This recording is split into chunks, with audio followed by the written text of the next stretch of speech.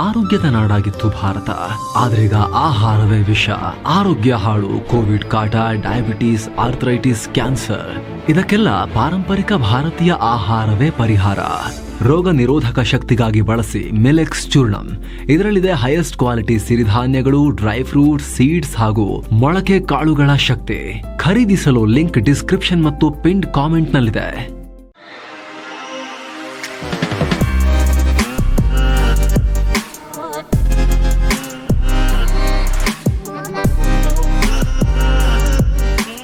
Hi friends, ದಿನದ ಎಲ್ಲ ಪ್ರಮುಖ ಸುದ್ದಿಯನ್ನು ನಿಮಗೆ ತಲುಪಿಸೋ ಮಸ್ತ್ ಮಗ ಚಾನೆಲ್ನ ಫುಲ್ ನ್ಯೂಸ್ಗೆ ಸ್ವಾಗತ. ನಾನು ಅಮರ್ ಪ್ರಸಾದ್. ಅಹಮದಾಬಾದ್ ವಿಮಾನ ದುರಂತಕ್ಕೆ ಸಂಬಂಧಪಟ್ಟಂತೆ aircraft accident investigation bureau AAIB ಪ್ರಾಥಮಿಕ ತನಿಖೆಯ ವರದಿಯನ್ನ ಬಿಡುಗಡೆ ಮಾಡಿದೆಯಲ್ಲ, ಈ ವರದಿ ಬಗ್ಗೆ ಸಿಕ್ಕಾಪಟ್ಟೆ ಚರ್ಚೆ ನಡೀತಾ ಇದೆ ಈಗ. ಅಷ್ಟೇ ಅಲ್ಲ, ಏವಿಯೇಷನ್ ಎಕ್ಸ್ಪರ್ಟ್ಗಳು, ವಿಮಾನ ತಜ್ಞರ ಮಟ್ಟದಲ್ಲೂ ಕೂಡ ದೊಡ್ಡ ಚರ್ಚೆಗೆ ಕಾರಣ ಆಗಿದೆ. ದುರಂತಕ್ಕೆ ವಿಮಾನದ ಎಂಜಿನ್ಗೆ ತೈಲ ಪೂರೈಕೆ ಸರಿಯಾಗಿ ಆಗದೇ ಇರುವುದೇ ಪ್ರಮುಖ ಕಾರಣ ಅಂತ ವರದಿ ಹೇಳಿತ್ತು. ಟೇಕ್ ಆಫ್ ಆದ ನಂತರ 2 ಇಂಜಿನ್ಗಳು ಆಫ್ ಆದವು. ಸ್ವಿಚ್ಗಳು ರನ್ ಬದಲಿಗೆ ಕಟ್ ಆಫ್ ಆಗಿದ್ದೇ ಕಾರಣ ಅಂತ ಹೇಳಲಾಗಿತ್ತು. ಹೀಗಾಗಿ ಇದು ಹೇಗಾಯ್ತು ಹಾಗಾದ್ರೆ ಅನ್ನೋ ಚರ್ಚೆ ನಡೀತಾ ಇದೆ. ಸಾಮಾನ್ಯವಾಗಿ ಈ ರೀತಿ ಸ್ವಿಚ್ ಆಫ್ ಮಾಡಬೇಕಾದ್ರೆ 2 ಸ್ಟೆಪ್ ಆಕ್ಷನ್ ಇರುತ್ತೆ. ಸುಮ್ಮನೆ ಕೈತಾಗಿ ಹಿಂಗೆ ಆಗ್ಬಿಡ್ತು, ಹಂಗಿಲ್ಲ. ಉದ್ದೇಶಪೂರ್ವಕವಾಗಿ ಮಾಡದೆ ಸಾಧ್ಯನೇ ಇಲ್ಲ. ಸ್ವಿಚ್ ಆಫ್ ಮಾಡಬೇಕಾದ್ರೆ ಮೊದಲು ಸ್ವಿಚ್ಚನ್ನು ಮೇಲಕ್ಕೆ ಎತ್ತಬೇಕು, ಆಮೇಲೆ ಇದನ್ನು ಹಿಂದಕ್ಕೆ ತಳ್ಳಬೇಕು. ಸೊ ಮಿಸ್ ಆಗಿ ಏನೋ ಆಯಿತು, ಆ ರೀತಿ ಆಗೋ ರೀತಿ ಸ್ವಿಚ್ ಅಲ್ಲ ಅದು ಅಂತ ತಜ್ಞರು ಹೇಳ್ತಿದ್ದಾರೆ. ಅಲ್ಲದೆ ಸಾಮಾನ್ಯವಾಗಿ ಇವುಗಳ ತಂಟೆಗೆ ಪೈಲಟ್ಗಳು ಹೋಗೋದೇ ಇಲ್ಲ. ವಿಮಾನ ನೆಲದ ಮೇಲಿದ್ದಾಗಲೇ ಇದನ್ನು ಆಪರೇಟ್ ಮಾಡ್ತಾರೆ ಅವಶ್ಯಕತೆ ಬಿದ್ದಾಗ. ವಿಮಾನಗಳು ಸಂಚಾರಕ್ಕೆ ರೆಡಿಯಾದಾಗ 2 ಇಂಜಿನ್ಗೆ ತೈಲ ಸಪ್ಲೈ ಮಾಡೋ ಸ್ವಿಚ್ಗಳು ಆನೇ ಇರ್ತವೆ. ಫ್ಲೈಟ್ ಲ್ಯಾಂಡ್ ಆದಾಗ ಈ ಸ್ವಿಚ್ಗಳನ್ನು ಆಫ್ ಮಾಡಲಾಗಿರುತ್ತೆ. ಆದರೆ ಇಲ್ಲಿ ಟೇಕ್ ಆಫ್ ಆಗುವಾಗ ಆನ್ ಆಗಿರಬೇಕು. ಆನ್ ಆಗಿಲ್ಲ ಅಂದರೆ ಟೇಕ್ ಆಫ್ ಆಗಲ್ವಲ್ಲ. ಟೇಕ್ ಆಫ್ ಆಗ್ತಾ ಇನ್ನೇನು ಪೂರ್ತಿ ಆಕಾಶಕ್ಕೆ ತಲುಪಬೇಕು, ಅಷ್ಟರಲ್ಲಿ ಈ ಇಂಜಿನ್ಗಳು ಆಫ್ ಆಗಿರೋದು ಹೇಗೆ ಮತ್ತೆ ಅಂತ ಚರ್ಚೆ ನಡೀತಾ ಇದೆ. ಒಂದು ವೇಳೆ ಎಮರ್ಜೆನ್ಸಿ ಟೈಮ್ನಲ್ಲಿ ಈ ಸ್ವಿಚ್ ಆನ್ ಆಫ್ ಮಾಡೋಕ್ಕೆ ಮುಂದಾದರೂ ಕೂಡ ಇಷ್ಟ ಬಂದ ರೀತಿ ಅದನ್ನು ಮಾಡೋ ಹಾಗಿಲ್ಲ. ಬೋಯಿಂಗ್ 777 ವಿಮಾನದ 1 ಇಂಜಿನ್ ಲೂಸ್ ಆದರೂ ಕೂಡ, ಅದರ ಗೇರ್ ಫೇಲ್ ಆದರೂ ಕೂಡ ಆ ವಿಮಾನ ಇನ್ನೊಂದು ಇಂಜಿನ್ನ ತೈಲ ಪೂರೈಕೆ ಮೇಲೆ ಆರಾಮಾಗಿ ಹಾರಾಟ ನಡೆಸುತ್ತೆ. ಲ್ಯಾಂಡ್ ವಾಪಸ್ ಬಂದು ಮಾಡಿಸೋಷ್ಟು ತಾಕತ್ತಿರುತ್ತೆ. ಗೇರ್ ಡೌನ್ ಆದರೂ ಕೂಡ ಯಾವುದೇ ಸಮಸ್ಯೆ ಆಗಲ್ಲ. ಆದರೆ ಇಬ್ಬರು ಪೈಲಟ್ಗಳಲ್ಲಿ ಫ್ಲೈಟ್ ಕಂಟ್ರೋಲ್ ಮಾಡೋ ಯಾರಾದರೂ ಒಬ್ಬರು ಮತ್ತೊಂದು ಇಂಜಿನನ್ನು ಟರ್ನ್ ಆಫ್ ಮಾಡಿದರೆ ಮಾತ್ರ ಈ ರೀತಿ ಆಗುತ್ತೆ. ಆದರೆ ಅದು ಕೂಡ ಸುಲಭ ಇಲ್ಲ. ಇದ್ರ ಬಗ್ಗೆ ಪೈಲಟ್ಗಳಿಗೆ ಮೊದಲೇ ಟ್ರೈನಿಂಗ್ ಕೊಡಲಾಗಿರುತ್ತೆ. ಟೇಕ್ ಆಫ್ ಆಗಿ 400 ಫೀಟ್ನಿಂದ ಸುಮಾರು 1000 ಫೀಟ್ ಎತ್ತರದಲ್ಲಿ ವಿಮಾನ ತಲುಪೋವರೆಗೆ, ಅಷ್ಟು ಹೈಟ್ ಅಚೀವ್ ಮಾಡೋವರೆಗೆ, ಆಲ್ಟಿಟ್ಯೂಡ್ ಅಚೀವ್ ಮಾಡೋವರೆಗೆ ಆನ್ ಮಾಡಿದ್ದ ಸ್ವಿಚ್ನ ಟಚ್ ಮಾಡೋ ಹಾಗೇನೇ ಇಲ್ಲ. ಅದಾದ ನಂತರವಷ್ಟೇ ಗೇರ್ ಆಪರೇಟ್ ಮಾಡಬೇಕು. ಆದರೆ ಇಲ್ಲಿ ಆರಂಭದಲ್ಲೇ ಸ್ವಿಚ್ ಆಫ್ ಆಗಿದೆ. ಸೊ ಪೈಲಟ್ಗಳೇನಾದರೂ ಮಾಡಿದ್ರ, ಅಥವಾ ಅಲ್ಲೇ ತಾಂತ್ರಿಕ ದೋಷ ಕಂಡು ಬಂದಿದೆಯಾ, ಅಥವಾ ಮೆಕ್ಯಾನಿಕಲ್ ಫೇಲ್ಯೂರಾ? ಇಲ್ಲಿ ಸ್ವಿಚ್ ಮೇಲ್ಗಡೆ ಇರುತ್ತೆ, ಅಲ್ಲಿ ಏನೂ ಆಗಿಲ್ಲ. ಬಟ್ ಆ ಸ್ವಿಚ್ ಆನ್ ಆಫ್ ಮಾಡಿದಾಗ ಒಳಗಡೆ ಆ್ಯಕ್ಷನ್ ಆಗೋ ಜಾಗ ಇರುತ್ತಲ್ಲ, ಆ ಆ್ಯಕ್ಷನ್ ಆಗೋ ಜಾಗದಲ್ಲಿ ಏನಾದರೂ ಕೂಡ ಗ್ಲಿಚ್ ಆಗಿದೆಯಾ? ಸ್ವಿಚ್ ಯಾರು ಮುಟ್ಟದೇ ಇದ್ರೂ ಕೂಡ ಒಳಗಡೆ ಚಟುವಟಿಕೆ ಆಗಿದೆಯಾ? ಈ ರೀತಿಯೆಲ್ಲ ಚರ್ಚೆ ನಡೀತಾ ಇದೆ. ಅದರಲ್ಲೂ ಪೈಲಟ್ ಒಬ್ಬರು ನೀನು ಯಾಕೆ ಸ್ವಿಚ್ ಆಫ್ ಮಾಡಿದೆ ಅಂತ ಕೇಳಿದ್ದು, ಅದಕ್ಕೆ ನಾನು ಮಾಡಿಲ್ಲ ಅಂತ ಇನ್ನೊಬ್ಬರು ಹೇಳಿರೋದು, ಅದು ಈ ಇನ್ವೆಸ್ಟಿಗೇಷನಲ್ಲಿ ವಿಚಾರ ಹೊರಗೆ ಬಂದಿದೆ, ಆ ರೀತಿ ಆಗಿದೆ ಅಂತ. ಹಾಗಾಗಿ ಏನಾಗಿದೆ ಅನ್ನೋ ಗೊಂದಲ ಮೂಡ್ತಾ ಇದೆ. ಇನ್ನು ವಿಮಾನ ಹಾರಾಟ ನಿರ್ವಹಿಸ್ತಾ ಇರೋ ಪೈಲಟ್ ಅದನ್ನು ಟಚ್ ಮಾಡಿದ್ರೆ ಮಾನಿಟರ್ ಮಾಡೋ ಪೈಲಟ್ ಅದನ್ನು ಕನ್ಫರ್ಮ್ ಮಾಡ್ತಾರೆ. ಹಾರಾಟವನ್ನು ನಿರ್ವಹಿಸ್ತಿರೋ ಪೈಲಟ್ ಫ್ಯೂಯಲ್ ಕಂಟ್ರೋಲ್ ಸ್ವಿಚ್ಚನ್ನು ರನ್ನಿಂದ ಕಟ್ ಆಫ್ ಕಡೆಗೆ ಚೇಂಜ್ ಮಾಡ್ತಾರೆ. ಆಗ ಇಂಜಿನ್ ಪೂರೈಕೆಯಾಗೋ ಇಂಧನ ಸ್ಟಾಪ್ ಆಗುತ್ತೆ. ಇದನ್ನೆಲ್ಲ ಸರಿಯಾದ ಪ್ರೊಸೀಜರ್ ಮೂಲಕ ಮಾಡೋಕೆ 30 ರಿಂದ 60 ಸೆಕೆಂಡ್ ಟೈಮ್ ಬೇಕಾಗುತ್ತೆ. ಇಷ್ಟೆಲ್ಲ ಆದರೂ ಕೂಡ ವಿಮಾನದ RAT ಸಿಸ್ಟಮ್ ಆಕ್ಟಿವೇಟ್ ಆಗಿ ವಿಮಾನ ಸೇಫ್ ಆಗಿ ಲ್ಯಾಂಡ್ ಆಗುವಷ್ಟಾದರೂ ಕೂಡ ಎಮರ್ಜೆನ್ಸಿ ಪವರನ್ನು ಸಪ್ಲೈ ಮಾಡೋ ಕೆಲಸ ಮಾಡುತ್ತೆ. ಸೊ ಇಲ್ಲಿ ಯಾವುದು ಕೈಕೊಟ್ಟಿದೆ ಅನ್ನೋದು ಇನ್ನೂ ಕೂಡ ಸ್ಪಷ್ಟ ಆಗಿಲ್ಲ. ಈ ಮಧ್ಯೆ ಭಾರತದ ಪೈಲಟ್ ಅಸೋಸಿಯೇಷನ್ ಈ ವರದಿ ಕುರಿತು ಕಳವಳ ವ್ಯಕ್ತಪಡಿಸಿದೆ. ಈ ವರದಿ ಪೈಲಟ್ಗಳ ಕಡೆಗೆ ಬೊಟ್ಟು ಮಾಡ್ತಾ ಇದೆ, ಅವರಿಂದಲೇ ದೋಷ ಉಂಟಾಗಿದೆ ಅಂತ ಹೇಳ್ತಾ ಇದೆ. ನಾವು ಇದನ್ನು ರಿಜೆಕ್ಟ್ ಮಾಡ್ತೀವಿ ಅಂತ ಇವರು ಹೇಳಿದ್ದಾರೆ. ನ್ಯಾಯಯುತವಾದ ತನಿಖೆಗೆ ಒತ್ತಾಯಿಸ್ತೀವಿ ಅಂತ ಹೇಳಿದ್ದಾರೆ. ಅಲ್ಲದೆ AAIB ಪ್ರಾಥಮಿಕ ತನಿಖಾ ವರದಿಯಲ್ಲಿ ಯಾವುದೇ ಅಧಿಕೃತ ಅಧಿಕಾರಿಗಳ ಸೈನ್ ಕೂಡ ಇಲ್ಲ. ಸೈನ್ ಮಾಡದೆ ರಿಪೋರ್ಟ್ ಅನ್ನ ಮೀಡಿಯಾಗಳಿಗೆ ಲೀಕ್ ಮಾಡಿದ್ದಾರೆ. ತನಿಖೆಯಲ್ಲಿ ವಿಶ್ವಾಸಾರ್ಹತೆ ಮತ್ತು ಪಾರದರ್ಶಕತೆಯ ಕೊರತೆ ಎದ್ದು ಕಾಣಿಸ್ತಾ ಇದೆ. ತನಿಖಾ ತಂಡಕ್ಕೆ ಇದುವರೆಗೂ ಅರ್ಹ ಅನುಭವಿ ಸಿಬ್ಬಂದಿ ಮತ್ತು ಪೈಲಟ್ಗಳನ್ನ ಕೂಡ ಸೇರಿಸಿಕೊಂಡಿಲ್ಲ ಇವರು ಅಂತ ಆ ತನಿಖೆಯ ಬಗ್ಗೆನೇ ಪೈಲಟ್ ಅಸೋಸಿಯೇಷನ್ ಅಸಮಾಧಾನ ಹೊರಹಾಕಿದೆ. ಜುಲೈ 10 ಅಮೆರಿಕದ ವಾಲ್ ಸ್ಟ್ರೀಟ್ ಜರ್ನಲ್ನ ಆರ್ಟಿಕಲ್ನಲ್ಲಿ ಫ್ಯೂಲ್ ಸ್ವಿಚ್ಗಳ ಕಂಟ್ರೋಲ್ ಬಗ್ಗೆ, ಅದರ ಮೂವ್ಮೆಂಟ್ ಬಗ್ಗೆ ಉಲ್ಲೇಖ ಮಾಡಲಾಗಿತ್ತು. ಇಂಥ ಸೂಕ್ಷ್ಮ ತನಿಖೆ ಮಾಹಿತಿಯನ್ನು ಅದು ಹೇಗೆ ಅಮೆರಿಕದ ಮಾಧ್ಯಮಗಳ ಮುಂದೆ ಲೀಕ್ ಮಾಡಲಾಯಿತು ಅಂತ ಕೂಡ AAIBಗೆ ಪೈಲಟ್ಸ್ ಅಸೋಸಿಯೇಷನ್ ಪ್ರಶ್ನೆ ಮಾಡಿದೆ. ಇನ್ನು ವರದಿ ಬಗ್ಗೆ ನಾಗರಿಕ ವಿಮಾನಯಾನ ಖಾತೆ ಸಚಿವ ರಾಮ್ ಮೋಹನ್ ನಾಯ್ಡು ರಿಯಾಕ್ಟ್ ಮಾಡಿ, ವರದಿ ಕೇವಲ ಪ್ರಾಥಮಿಕ ತನಿಖೆ ಅಷ್ಟೇ, ಅಂತಿಮ ವರದಿ ಬಿಡುಗಡೆಯಾಗುವವರೆಗೂ ಮಾಧ್ಯಮಗಳು ಮತ್ತು ಸಾರ್ವಜನಿಕರು ಅಂತಿಮ ತೀರ್ಮಾನಕ್ಕೆ ಬರಬೇಡಿ ಅಂತ ಹೇಳಿದ್ದಾರೆ. ಅಲ್ಲದೆ ತನಿಖೆ ತುಂಬ ಚಾಲೆಂಜಿಂಗ್ ಆಗಿದೆ, ಅನೇಕ ಟೆಕ್ನಿಷಿಯನ್ಗಳು ತನಿಖೆಯಲ್ಲಿ ತೊಡಗಿದ್ದಾರೆ. ನಮ್ಮ ದೇಶದ ಪೈಲಟ್ಗಳ ಬಗ್ಗೆ ನಮಗೆ ನಂಬಿಕೆ ಇದೆ, ನಮ್ಮಲ್ಲಿ ವಿಶ್ವದ ಉತ್ತಮ ಪೈಲಟ್ಸ್ ಮತ್ತು ಸಿಬ್ಬಂದಿ ಇದ್ದಾರೆ, ಅವರು ನಮ್ಮ ಏವಿಯೇಷನ್ ಇಂಡಸ್ಟ್ರಿಯ ಬೆನ್ನೆಲುಬು ಅಂತ ರಾಮ್ ಮೋಹನ್ ನಾಯ್ಡು ಹೇಳಿದ್ದಾರೆ.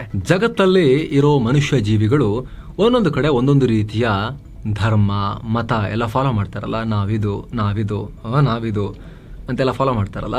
ಇದಕ್ಕೆ ಸಂಬಂಧಪಟ್ಟಂತೆ ಅಮೆರಿಕ ಮೂಲದ ನ್ಯೂ ಪ್ಯೂ ರಿಸರ್ಚ್ ಸೆಂಟರ್ ವರದಿಯನ್ನು ಪ್ರಕಟ ಮಾಡಿದೆ. ಇದರಲ್ಲಿ ಯಾವ್ಯಾವ ಧರ್ಮ ಮತಗಳ ಸಂಖ್ಯೆ ಎಷ್ಟಿದೆ, ಯಾರು ವೇಗವಾಗಿ ಗ್ರೋ ಆಗ್ತಿದ್ದಾರೆ ಅದರದ್ದೆಲ್ಲ ಡೇಟಾ ಕೊಟ್ಟಿದ್ದಾರೆ. ಇದರಲ್ಲಿ ಇಸ್ಲಾಮನ್ನ ಫಾಲೋ ಮಾಡೋರು ಆ ಸಂಖ್ಯೆ ತುಂಬಾ ದೊಡ್ಡ ಪ್ರಮಾಣದಲ್ಲಿ ಜಾಸ್ತಿ ಆಗ್ತಾ ಇದೆ ಅಂತ ಹೇಳಿದ್ದಾರೆ. 2010ರಿಂದ 2020ರವರೆಗೆ ಅಂದರೆ 10 ವರ್ಷದ ಅವಧಿಯಲ್ಲಿ ಇಸ್ಲಾಂ ಫಾಲೋ ಮಾಡೋರ ಸಂಖ್ಯೆ 34.7 ಕೋಟಿ ಹೆಚ್ಚಾಗಿದೆ. ಓವರ್ ಆಲ್ ಜನಸಂಖ್ಯಾ ಬೆಳವಣಿಗೆ ವೇಗ 21% ಇದೆ. ಈ ಮೂಲಕ ಜಗತ್ತಿನ ಒಟ್ಟಾರೆ ಮುಸ್ಲಿಂ ಪಾಪ್ಯುಲೇಷನ್ 200 ಕೋಟಿಗೆ ಈಗ ರೀಚ್ ಆಗಿದೆ. ಇನ್ನು ಇದೇ ಪೀರಿಯಡ್ ನಲ್ಲಿ ಹಿಂದೂ ಧರ್ಮ ಫಾಲೋ ಮಾಡೋರ ಸಂಖ್ಯೆ 12% ಇದೆ. ಈ ಅವಧಿಯಲ್ಲಿ ಹಿಂದೂ ಧರ್ಮವನ್ನ ಫಾಲೋ ಮಾಡೋರ ಸಂಖ್ಯೆ 10 ಕೋಟಿ ರೈಸ್ ಆಗಿ 2020ರ ವೇಳೆಗೆ ಒಟ್ಟು ಹಿಂದೂ ಧರ್ಮ ಫಾಲೋ ಮಾಡೋ ಮನುಷ್ಯರ ಸಂಖ್ಯೆ ಭೂಮಿ ಮೇಲೆ 120 ಕೋಟಿಗೆ ರೀಚ್ ಆಗಿದೆ. ಈ ಪೈಕಿ 95% ಭಾರತದಲ್ಲೇ ಇದ್ದಾರೆ. 2010ರ ವೇಳೆಗೆ ಭಾರತದಲ್ಲಿ ಹಿಂದೂ ಧರ್ಮ ಫಾಲೋ ಮಾಡೋರ ಸಂಖ್ಯೆ 80% ಇತ್ತು. ಆದರೆ 2020ರ ಟೈಮ್ನಲ್ಲಿ ಸ್ವಲ್ಪ ಕುಸಿತ ಕಂಡು 79%ಗೆ ತಲುಪಿದೆ. ಜೊತೆಗೆ ಸೇಮ್ ಟೈಮ್ ಭಾರತದಲ್ಲೂ ಕೂಡ ಇಸ್ಲಾಂ ಫಾಲೋ ಮಾಡೋ ಮನುಷ್ಯರ ಸಂಖ್ಯೆ ಜಾಸ್ತಿ ಆಗಿದೆ ಅಂತ ಈ ವರದಿ ಹೇಳಿದೆ. 2010ರಲ್ಲಿ ಭಾರತದಲ್ಲಿ 14.3% ಮನುಷ್ಯರು ಇಸ್ಲಾಮನ್ನು ಫಾಲೋ ಮಾಡ್ತಿದ್ರು. ಆದರೆ 2020ಕ್ಕೆ ಈ ಸಂಖ್ಯೆ 15.2%ಗೆ ಏರಿಕೆಯಾಗಿದೆ. ಇನ್ನು ಯಾವುದೇ ಧರ್ಮ ಮತವನ್ನ ಫಾಲೋ ಮಾಡದ ನಾಸ್ತಿಕ ಮನುಷ್ಯರ ಸಂಖ್ಯೆ ಸೇಮ್ ಪೀರಿಯಡ್ ನಲ್ಲಿ 27 ಕೋಟಿ ಹೆಚ್ಚಳ ಆಗಿದೆ, 190 ಕೋಟಿಗೆ ತಲುಪಿದೆ. ಇನ್ನು ಕ್ರಿಶ್ಚಿಯಾನಿಟಿ ಫಾಲೋ ಮಾಡೋ ಮನುಷ್ಯರ ಸಂಖ್ಯೆ ವಿಚಾರಕ್ಕೆ ಬಂದ್ರೆ ಜಗತ್ತಲ್ಲಿ ಅತಿ ದೊಡ್ಡ ಸಮುದಾಯ ಇದು. ಆದರೆ ಬೆಳವಣಿಗೆಯಲ್ಲಿ ಸ್ವಲ್ಪ ಹಿನ್ನಡೆ ಅನುಭವಿಸ್ತಾ ಇದೆ. 6% ಮಾತ್ರ ಬೆಳವಣಿಗೆ ಕಂಡಿದೆ ಕ್ರಿಶ್ಚಿಯಾನಿಟಿಯನ್ನ ಫಾಲೋ ಮಾಡೋ ಮನುಷ್ಯರ ಸಂಖ್ಯೆ. 210 ಕೋಟಿಯಿಂದ 230 ಕೋಟಿಗೆ ರೀಚ್ ಆಗಿದೆ. ಧಾರ್ಮಿಕ ಮತಾಂತರಕ್ಕಿಂತ ಜನಸಂಖ್ಯೆಯ ಬೆಳವಣಿಗೆ, ಫರ್ಟಿಲಿಟಿ ಆಯಾ ಧರ್ಮದ ಬೆಳವಣಿಗೆಗೆ ಹೆಚ್ಚಿನ ಕೊಡುಗೆ ಕೊಡ್ತಾ ಇದೆ ಅಂತ ವರದಿಯಲ್ಲಿ ಉಲ್ಲೇಖ ಮಾಡಲಾಗಿದೆ. ಫರ್ಟಿಲಿಟಿ ಅಂತ ಹೇಳಿದ್ರೆ ಮಕ್ಕಳಾಗೋ ಸಮಸ್ಯೆ, ಮಕ್ಕಳಾಗದೇ ಇರೋ ಸಮಸ್ಯೆ ಆ ಥರ ಅಲ್ಲ. ಫರ್ಟಿಲಿಟಿ ಅಂದ್ರೆ ಒಟ್ಟಿನಲ್ಲಿ ಆಯಾ ಪರ್ಟಿಕ್ಯುಲರ್ ಸಮುದಾಯದಲ್ಲಿ ಮಹಿಳೆಯರು ಆವ್ರೇಜ್ ಎಷ್ಟು ಮಕ್ಕಳಿಗೆ ಜನ್ಮ ಕೊಡ್ತಾರೆ ಅಂತ, 2ನ 2.1ನ 2.5ನ 3ನ 4 ಅದನ್ನ ಟೋಟಲ್ ಫರ್ಟಿಲಿಟಿ ರೇಟ್ TFR ಅಂತ ಹೇಳೋದು. ಆ ಲೆಕ್ಕದ ಫರ್ಟಿಲಿಟಿ, ಇದು ಮೆಡಿಕಲ್ ಫರ್ಟಿಲಿಟಿ ಅಲ್ಲ. ಇನ್ನು ಓವರ್ ಆಲ್ ಜಗತ್ತಿನ ಜನಸಂಖ್ಯೆಯಲ್ಲಿ ಯಾರ್ಯಾರು ಎಷ್ಟೆಷ್ಟು ಪರ್ಸೆಂಟೇಜ್ ಇದ್ದಾರೆ ಅಂತ ನೋಡಿದ್ರೆ ಟೋಟಲ್ ಮನುಷ್ಯರಲ್ಲಿ ಕ್ರಿಶ್ಚಿಯಾನಿಟಿಯನ್ನ ಫಾಲೋ ಮಾಡೋ ಮನುಷ್ಯರು 30%, ಇಸ್ಲಾಮನ್ನ ಫಾಲೋ ಮಾಡೋ ಮನುಷ್ಯರು 23%, ಹಿಂದೂ ಧರ್ಮವನ್ನ ಫಾಲೋ ಮಾಡೋ ಮನುಷ್ಯರು 15%, ಬೌದ್ಧ ಧರ್ಮವನ್ನ ಫಾಲೋ ಮಾಡೋ ಮನುಷ್ಯರು 4.9% ಹಾಗೂ ಯಾವುದೇ ಧರ್ಮಕ್ಕೆ ಸೇರದ ಮಾನವ ಜೀವಿಗಳು 23% ಇದ್ದಾರೆ. ಇನ್ನುಳಿದ ಸಣ್ಣ ಪುಟ್ಟ ನಂಬಿಕೆಗಳನ್ನ ಹೊಂದಿರೋರು 2.2% ಇದ್ದಾರೆ. ಯಹೂದಿಗಳ ಸಂಖ್ಯೆ ಸಣ್ಣ ಪುಟ್ಟ ನಂಬಿಕೆಗಳನ್ನ ಫಾಲೋ ಮಾಡೋರಿಗಿಂತನೂ ಕಮ್ಮಿ ಇದೆ. ಟೋಟಲ್ ಗ್ಲೋಬಲ್ ಪಾಪ್ಯುಲೇಷನ್ ಅಲ್ಲಿ 1% ಆಸುಪಾಸಲ್ಲಿದ್ದಾರೆ. ಟ್ಯಾರಿಫ್ಗಳ ಮಹಾರಾಜ ಟ್ರಂಪ್ ಈಗ ಮತ್ತೊಂದು ದೊಡ್ಡ ಹೆಜ್ಜೆ ಇಟ್ಟಿದ್ದಾರೆ. ಈಗ ಟ್ಯಾರಿಫ್ ಬುಲೆಟ್ಗಳನ್ನ ತಮ್ಮ ಅಕ್ಕಪಕ್ಕದ ರಾಷ್ಟ್ರದ ಮೇಲೂ ಕೂಡ ಹಾರಿಸಿದ್ದಾರೆ, ಮಿತ್ರರ ಮೇಲೂ ಕೂಡ ಹಾರಿಸಿದ್ದಾರೆ. ಕ್ಯಾನಡಾದ ಮೇಲೆ ಹಾರಿಸಿದ್ದಾಯ್ತು, ಈಗ ಯುರೋಪಿಯನ್ ಯೂನಿಯನ್ ಮತ್ತು ಅವರ ಗಡಿಯಲ್ಲೇ ಇರೋ ಮೆಕ್ಸಿಕೋ ಮೇಲೂ ಕೂಡ ಹಾರಿಸಿದ್ದಾರೆ. 30% ಟ್ಯಾರಿಫ್ ಅಂತ ಹೇಳಿ ಫೈರ್ ಮಾಡಿದ್ದಾರೆ. ಈ ಕ್ರಮ ಆಗಸ್ಟ್ 1ರಿಂದ ಜಾರಿಗೆ ಬರ್ತಾ ಇದೆ ಅಂತ ಕೂಡ ಘೋಷಿಸಿದ್ದಾರೆ. ಸ್ನೇಹಿತರೆ, ಯುರೋಪಿಯನ್ ಯೂನಿಯನ್ ಮತ್ತು ಮೆಕ್ಸಿಕೋ ಅಮೆರಿಕದ ಅತಿ ದೊಡ್ಡ ಟ್ರೇಡಿಂಗ್ ಪಾರ್ಟ್ನರ್ಸ್. 2024ರಲ್ಲಿ ಮೆಕ್ಸಿಕೋ ಮತ್ತು ಅಮೆರಿಕದ ನಡುವೆ $839 ಬಿಲಿಯನ್ ವ್ಯಾಪಾರ ಆಗಿತ್ತು. ಇದರಲ್ಲಿ ಮೆಕ್ಸಿಕೋ $506 ಬಿಲಿಯನ್ ಮೌಲ್ಯದ ವಸ್ತುಗಳನ್ನ ಅಮೆರಿಕಗೆ ರಫ್ತು ಮಾಡಿದ್ದು, ಅಮೆರಿಕ ಬರೀ $334 ಬಿಲಿಯನ್ ಮೌಲ್ಯದ ವಸ್ತುಗಳನ್ನ ಮೆಕ್ಸಿಕೋಗೆ ಕಳಿಸಿದೆ. ಈ ಮೂಲಕ ಅಮೆರಿಕ ಮೆಕ್ಸಿಕೋದೊಂದಿಗೆ $171 ಬಿಲಿಯನ್ ಟ್ರೇಡ್ ಡೆಫಿಸಿಟ್ ಅನುಭವಿಸಿತ್ತು. ಇತ್ತ ಯುರೋಪಿಯನ್ ಯೂನಿಯನ್ ಮತ್ತು ಅಮೆರಿಕ 2024ರಲ್ಲಿ ಸುಮಾರು $975.9 ಬಿಲಿಯನ್ ಮೊತ್ತದ ವ್ಯಾಪಾರ ನಡೆಸಿದ್ದಾರೆ. ಇದರಲ್ಲಿ ಅಮೆರಿಕ $605 ಬಿಲಿಯನ್ ಮೊತ್ತದ ಸರಕುಗಳನ್ನು ಯುರೋಪ್ನಿಂದ ಆಮದು ಮಾಡಿಕೊಂಡಿದೆ. $370 ಬಿಲಿಯನ್ ಮೊತ್ತದ ಸರಕುಗಳನ್ನು ಮಾತ್ರ ರಫ್ತು ಮಾಡಿದೆ. ಈ ಮೂಲಕ ಅಮೆರಿಕಾಗೆ ಯುರೋಪಿಯನ್ ಯೂನಿಯನ್ ಜೊತೆಗೆ $235 ಬಿಲಿಯನ್ ಟ್ರೇಡ್ ಡೆಫಿಸಿಟ್ ಇದೆ, ವ್ಯಾಪಾರದ ಕೊರತೆ ಇದೆ. ಹಾಗಾಗಿ ಯಾವ ಫ್ರೆಂಡ್ಶಿಪ್ ವ್ಯಾಪಾರದಲ್ಲೆಲ್ಲ ಅದೆಲ್ಲ ಇಲ್ಲ ಅಂತ ಹೇಳಿ ಕ್ಯಾನ್ಸಲ್ ಅಂತ ಹೇಳಿ ಬಟನ್ ಒತ್ತಿದ್ದಾರೆ ಟ್ರಂಪ್, ಟ್ಯಾರಿಫ್ ಬಟನ್ ಅನ್ನ. ಏನೋ ಭಾರತದ ರಕ್ಷಣಾ ಕ್ಷೇತ್ರದಲ್ಲಿ ಮತ್ತೊಂದು ಪ್ರಮುಖ ಬೆಳವಣಿಗೆಯಾಗಿದೆ. ವಾಯುಪಡೆ ಮತ್ತು DRDO ಯಶಸ್ವಿಯಾಗಿ ದೇಸಿ ನಿರ್ಮಿತ ಬಿಯಾಂಡ್ ವಿಜುವಲ್ ರೇಂಜ್ ನ ಏರ್ ಟು ಏರ್ ಅಸ್ತ್ರ ಮಿಸೈಲ್ ಅನ್ನ ಟೆಸ್ಟ್ ಮಾಡಿದ್ದಾರೆ. ಒಡಿಶಾದ ಚಂಡೀಪುರ್ ಕರಾವಳಿಯಲ್ಲಿ Sukhoi Su-30 MK fighter jet ನಿಂದ ಈ ಮಿಸೈಲ್ ಹಾರಿಸಿದ್ದಾರೆ. ಟೆಸ್ಟ್ ವೇಳೆ ಅಸ್ತ್ರ ಮಿಸೈಲ್ ನಿಖರವಾಗಿ ಟಾರ್ಗೆಟ್ ಗಳನ್ನ ಹೊಡೆದು ಹಾಕಿದೆ. ಸುಮಾರು 100 ಕಿಲೋಮೀಟರ್ಗಳಿಗಿಂತ ದೂರದ ಗುರಿಗಳನ್ನ ಇದು ಹೊಡೆಯುತ್ತೆ.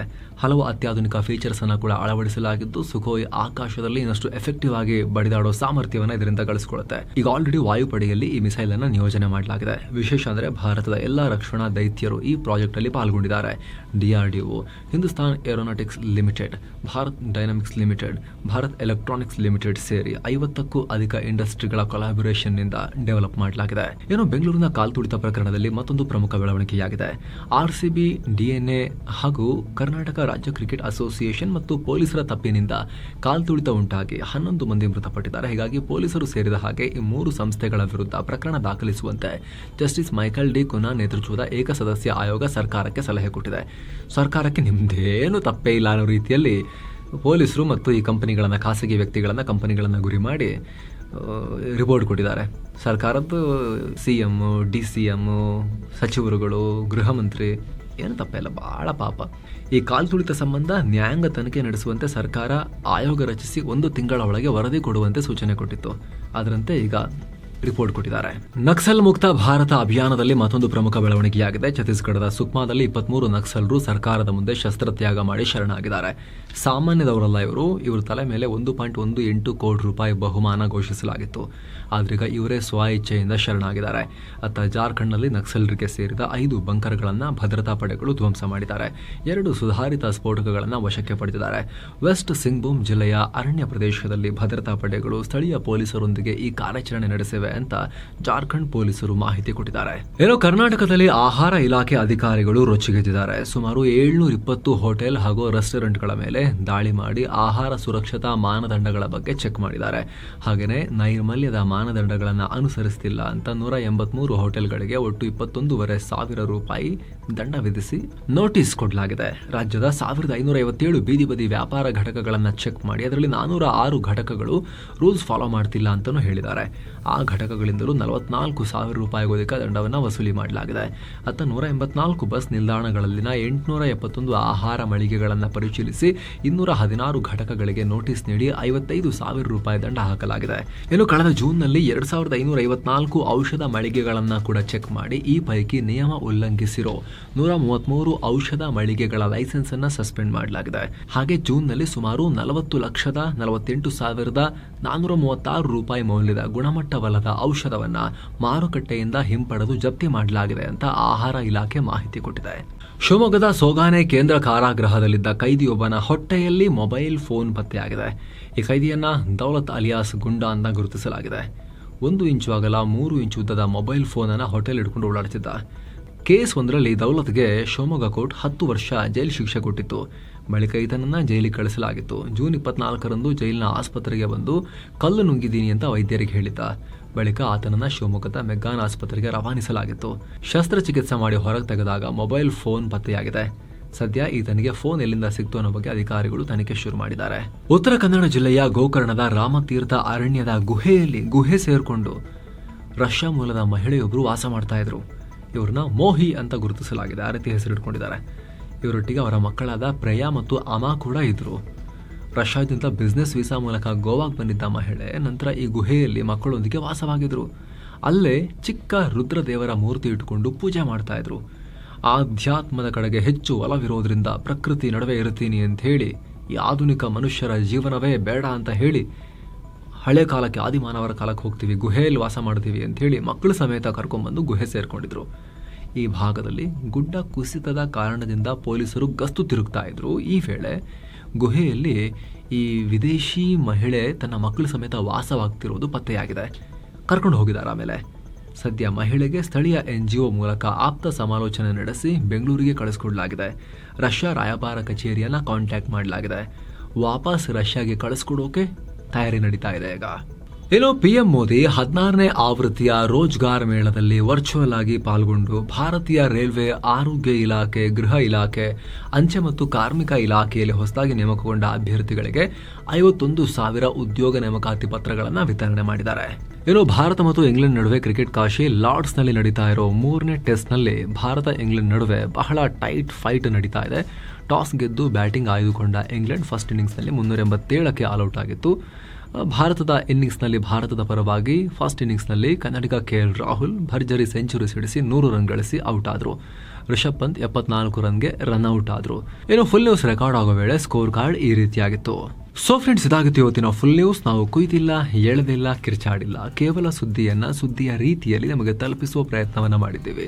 ನಮ್ಮ ಈ ಪ್ರಯತ್ನ ನಿಮಗೆ ಇಷ್ಟ ಆಗ್ತಾ ಇದ್ರೆ ದಯವಿಟ್ಟು mastmaga.com ಚಾನಲ್ಗೆ ಸಬ್ಸ್ಕ್ರೈಬ್ ಮಾಡಿ, ಪಕ್ಕದ ಬೆಲ್ ಐಕಾನ್ ಮೇಲೆ ಕ್ಲಿಕ್ ಮಾಡೋದನ್ನು ಯಾವುದೇ ಕಾರಣಕ್ಕೂ ಮರಿಬೇಡಿ. Thank you so much. ಮತ್ತೆ ಭೇಟಿ ಆಗ್ತಿರೋಣ. ನಮಸ್ತೆ.